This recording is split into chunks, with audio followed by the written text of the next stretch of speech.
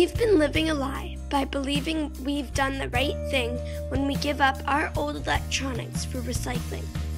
Actually, most of our e-waste is shipped off to places like China, India, and Africa, where it's broken down.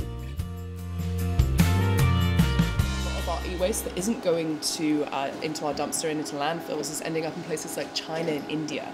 On the east coast of America, North America, a lot of e-waste is going to Western and Central Africa. Now the reason for that is that recyclers here can make a lot more money if that e-waste isn't recycled in the most ethical way. So there's some things in e-waste, such as batteries are a good example, that are incredibly expensive to recycle ethically. It costs a lot of money. And to get the things like the gold that are worth a lot of money out of the computers in a less ethical way, so not recycling the batteries in the best way, you can make a lot more money from the gold and the platinum and the copper and the lead. And that's why our e-waste is getting shipped to places like China or to Ghana.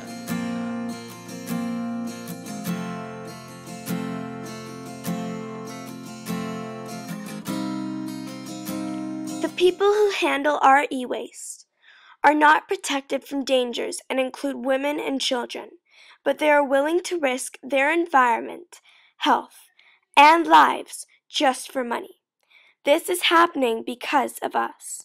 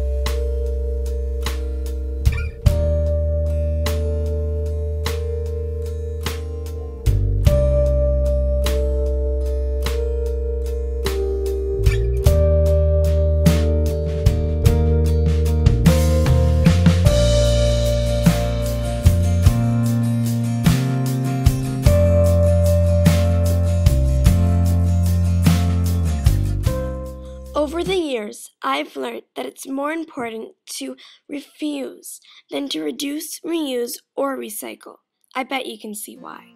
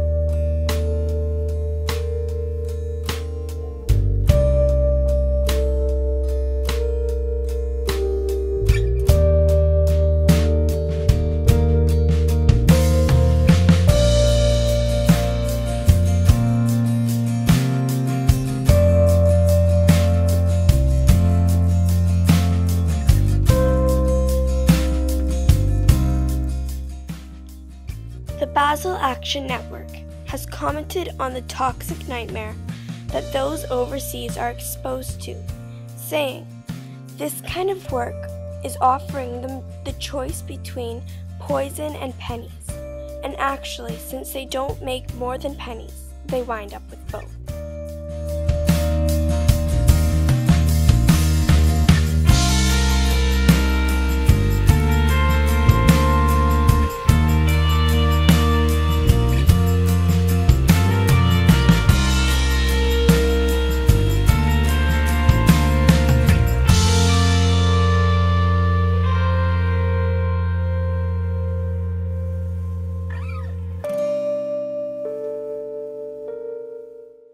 We need to give our e-waste only to people who handle it without harming others.